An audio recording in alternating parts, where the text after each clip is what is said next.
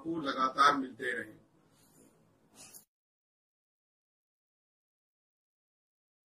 नमस्कार दोस्तों, धर्म रहस्य चैनल पर आपका एक बार फिर से स्वागत है। रतिप्रिया यक्षिणी के संबंध में बहुत सारे अनुभव आते रहते हैं और यह साधकों को की एक प्रिय यक्षिणी भी है, क्योंकि यह जल्दी सिद्ध हो जाती है और जल्दी ही अपना प्रभाव दिखाने लगती है। आज भी कुछ इसी तरह का एक विशेष अनुभव हम लोगों को प्राप्त हुआ है और यह अनुभव यूपी उत्तर प्रदेश के आगरा जिले से एक साधक ने भेजा है। तो चलिए पढ़ते हैं इनके पत्र को और जानते हैं कैसा है रतिप्रिया यक्षिणी का यह अनुभव। मैं स्पष्ट कर देना चाहता हूं कि मेरा यह अनुभव केवल और केवल धर्म रहस्य चैनल को ही पूर्णतः समर्पित है और साथ ही इस बात की जिम्मेदारी भी लेता हूं कि मेरा यह अनुभव केवल धर्म रहस्य चैनल पर ही प्रसारित किया जाएगा, अन्य किसी चैनल पर नहीं। राधे राधे गुरुजी, आपसे अनुरोध है कि यदि आप मेरा यह अनुभव YouTube चैनल पर प्रकाशित करें तो कृपया मेरा नाम और ईमेल प्रसारित मत कीजिएगा, क्योंकि मैं नहीं चाहता कि किसी प्रकार से भी कोई व्यक्ति इन शक्तियों का मजाक बनाए। गुरुदेव मेरा नाम है और मैं यूपी आगरा का रहने वाला हूँ। गुरुजी, यह बात 2 महीने पहले की है, जब मैं अपने जीवन की किसी निजी समस्या से परेशान था।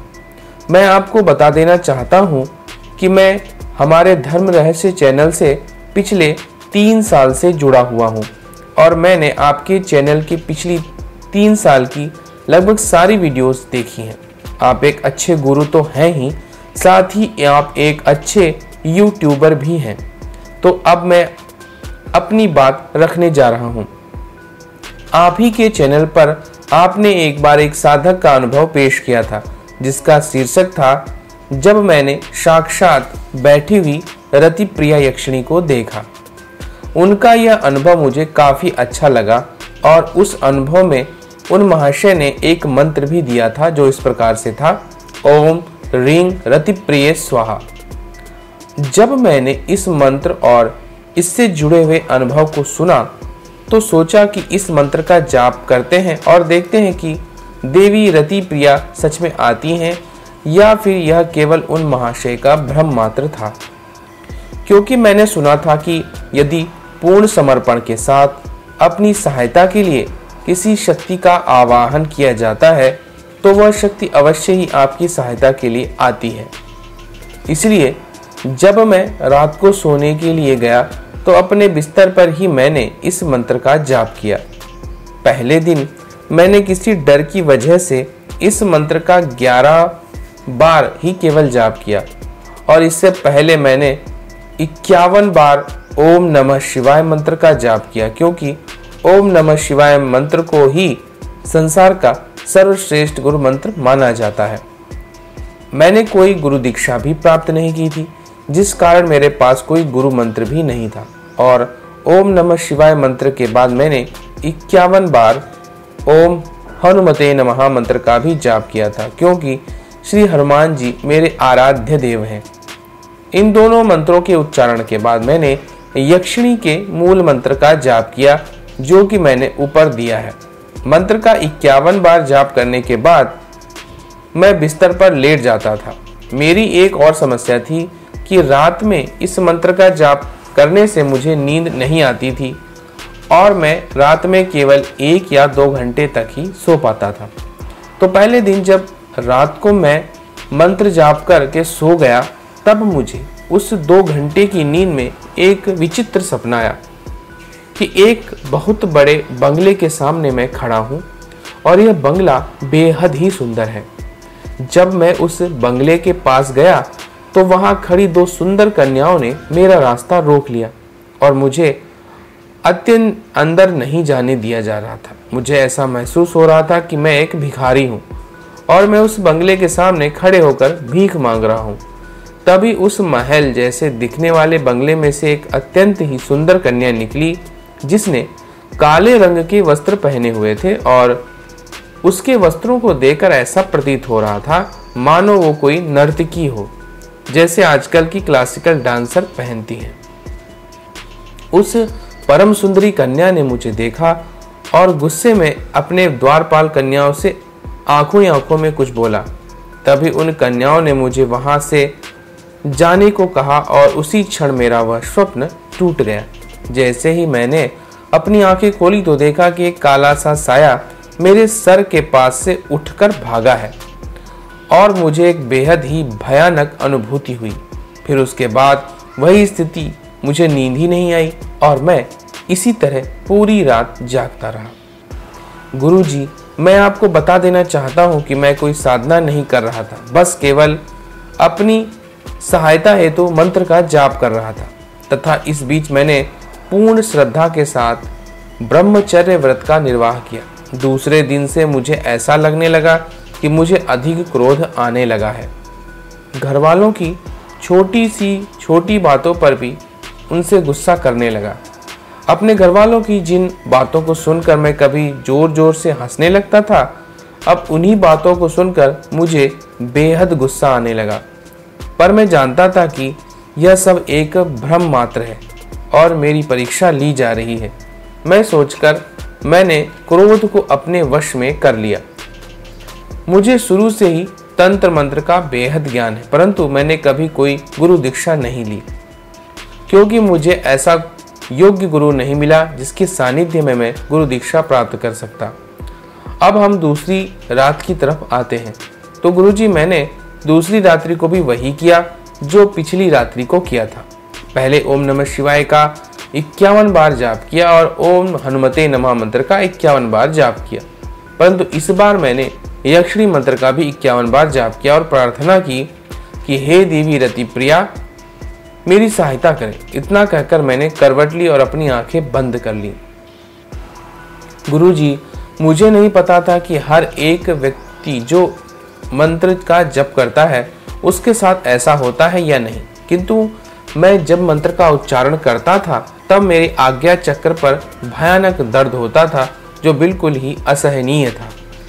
मुझे ये तो पता था कि जितनी भी तांत्रिक शक्तियाँ होती हैं वह सभी मानसिक शक्तियाँ होती हैं और साधक के मस्तिष्क से जुड़ी हुई होती हैं, परंतु मुझे यह नहीं पता था कि इन मंत्रों के जाप से आज्ञा चक्र पर दर्द भी होता है।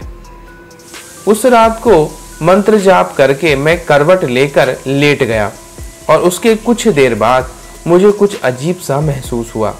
मुझे ऐसा लगा कि मेरे लिंग में तनाव हो रहा है। मुझे मेरे लिंग में लगातार तनाव महसूस हो रहा था।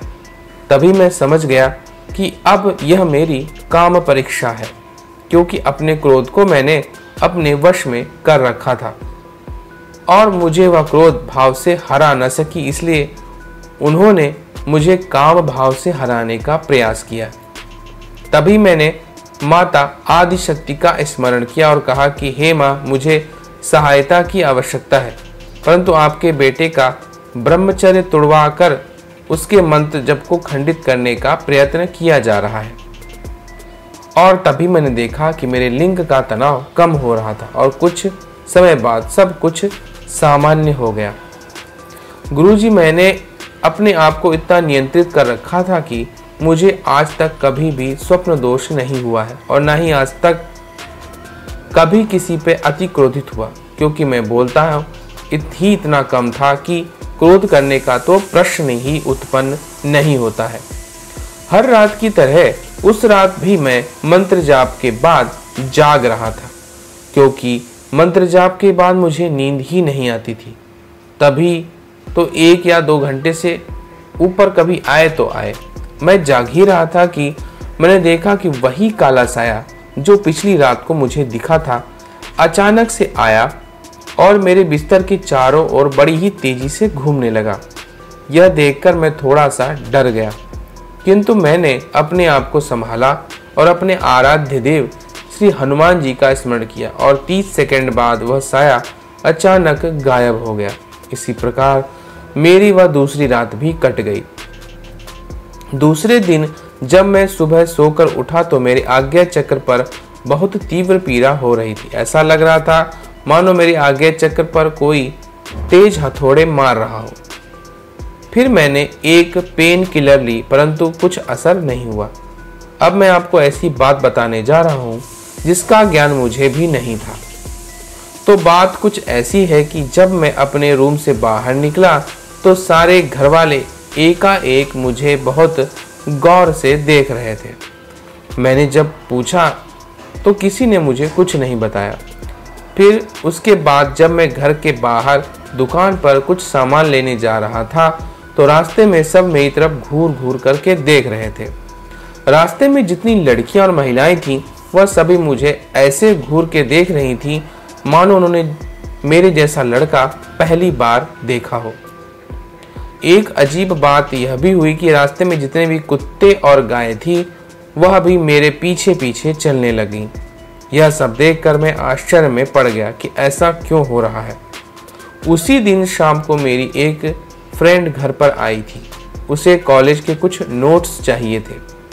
उसने मुझे देखा तो अचानक मुझे देखती रह गई। मैंने उससे पूछा, ऐसे क्यों देख रही हो? तो वह बोली कि आज तुम कुछ ज्यादा ही सुंदर लग रहे हो, एकदम हीरो। और तुमने परफ्यूम कौन सा लगाया है जो इतना महक रहे हो? उसकी यह बात सुनकर मुझे बड़ा आश्चर्य हुआ, क्योंकि नहाने के बाद मैंने अपने शरीर पर किसी प्रकार की सुगंधित वस्तु का प्रयोग नहीं किया था। मैंने उसकी बात को सुना और मजाक में ले लिया। वह मेरी बहुत ही अच्छी दोस्त थी और मेरे बीच हम दोनों के बीच कोई गलत संबंध नहीं था। लेकिन आज वह मेरे पास आ रही थी और मैंने जब उससे दूर बैठने को कहा तो उसने मुझे संबंध बनाने की इच्छा तक प्रकट की। यह सब देखकर मैं पूरा हिल गया। जो लड़की इतने अच्छे विचार रखती थी, आज वो लड़की किस तरह की बातें कर रही थी। मैंने ब्रह्मचर्य व्रत लिया था और मंत्र भी जाप कर रहा था, इसलिए मैंने उससे कहा कि अभी तुम जाओ, रात होने वाली है, हम कल इस बारे में बात करेंगे। क्योंकि वह अपनी जिद पर अड़ गई थी, इसलिए मुझे ऐसा उससे कहना पड़ा। अब जब रात को मैं सोने के लिए बिस्तर पर गया तो आज दिन हुई घटनाओं के बारे में सोचने लगा। तभी मुझे याद आया कि अप्सराओं की तरह यक्षिणी मंत्र का जाप करने से आकर्षण शक्ति बढ़ती है, परंतु केवल 2 दिन में ही जाप करने से इतनी आकर्षण शक्ति कैसे आ सकती है? मेरा यह प्रश्न भी है गुरुजी आपसे कि ऐसा कैसे हो सकता है, यह सच में ऐसा हो सकता है? उस रात को भी मैंने सब कुछ ठीक वैसे ही किया जैसे दूसरी रात को किया था। आज बहुत अजीब सी बात हुई। मुझे मंत्र जाप के बाद नींद नहीं आती और मैं जागता रहता था, किंतु आज मंत्र जाप के ठीक बाद ही मुझे तेज नींद आई। मुझे पता ही नहीं चला कि मेरी आंखें कब बंद हो गई और कब मैं सो गया।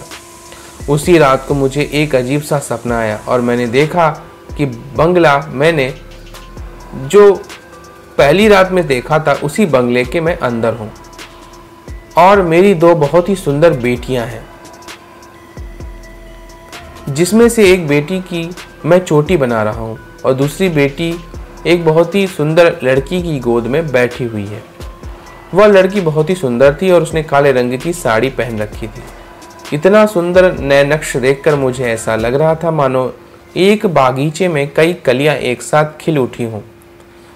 मैं जब उस लड़की के पास गया तो मैंने पूछा, आप कौन हैं देवी और इतनी सुंदर काया का क्या राज है? उस लड़की ने मुझसे बोला कि मैं आपकी पत्नी हूँ और ये दोनों बच्चियाँ आपकी बेटी हैं। यह सुनकर मुझे अजीब सा महसूस हुआ। एक तरफ मुझे डर भी लग रहा था, दूसरी तरफ मन में प्रसन्नता वाली अनुभूति भी हो रही थी। मैंने उस लड़की को कहा, ठीक है देवी, आप मेरी पत्नी हो और ये 2 मेरी बेटियां हैं, परंतु उससे पहले मुझे अपने घर वालों को बताना है। तभी उस लड़की ने मुझे गले लगा लिया और कहा कि आपके घर वाले हमारी शादी को नहीं मानेंगे, इसलिए आप कहीं मत जाइए, मेरे साथ मेरे घर पे रहिए। आपको मैं संसार के हर भौतिक सुख को दूंगी, जो भी इस संसार में उपलब्ध है वह हर सुख। परंतु मैंने उससे कहा कि नहीं, ऐसा करना गलत होगा, हमें मेरे परिवार को तो बताना ही पड़ेगा। उसने मुझसे बहुत सारी मिन्नतें की, वो भी अपनी जिद पे अड़ गई और मैं भी अपनी जिद पे अड़ गया। तब कुछ समय बाद मैं जाने को हुआ, उसने मेरी शर्ट का आस्तीन पकड़ ली। जब मैं अब आस्तीन छुड़ाने के लिए पीछे मुड़ा तो मेरे होश फाख्ता हो गए। मैंने देखा कि उस कन्या की आंख, जो बहुत कुछ देर पहले समुंदर जैसी सुंदर और शीतल लग रही थी। अब उसकी आंखों में अग्नि की लपटें दिखाई दे रही थी। उसने बहुत ही भयंकर रूप धारण कर लिया था, जैसे माता कालरात्रि अपने रौद्र रूप में खड़ी हो जाती हैं। यह देखकर मैंने जैसे तैसे अपनी शर्ट छुड़वाई तो उसने मेरा हाथ पकड़ लिया और इतना तेज पकड़ा कि अगर वो थोड़ी देर और मेरा हाथ पकड़े रखती तो शायद मेरे हाथ की हड्डी ही टूट जाती। उसके पकड़ने पर मुझे इतना दर्द हुआ कि उस दर्द के कारण मेरी नींद खुल गई और वो सपना भी टूट गया। मैंने खुली आंखों को मैंने देखा कि वही काला साया मेरे पास से उठकर दरवाजे के से बाहर निकल गया। ये घटना इतनी भी खतरनाक नहीं थी, परंतु मेरा डर पता नहीं क्यों बढ़ता ही जा रहा था। और उस दिन के बाद उस मंत्र को मैंने फिर कभी नहीं जपा। उस लड़की ने जब मेरा हाथ पकड़ा था तो मुझे बहुत तेज दर्द हुआ और जब मैंने उठकर देखा तो मेरे हाथ पर उंगलियों के निशान पड़ चुके थे। अब आप अंदाजा लगा सकते हैं कि उसने मेरा हाथ कितनी शक्ति के साथ पकड़ा होगा। उस दिन के बाद जिस काम के लिए मैंने देवी रतिप्रिया के मंत्र का जाप किया था वह काम बड़ी कुशलता पूर्वक संपन्न हो गया, परंतु वो सुंदर लड़की फिर मुझे नहीं दिखाई दी।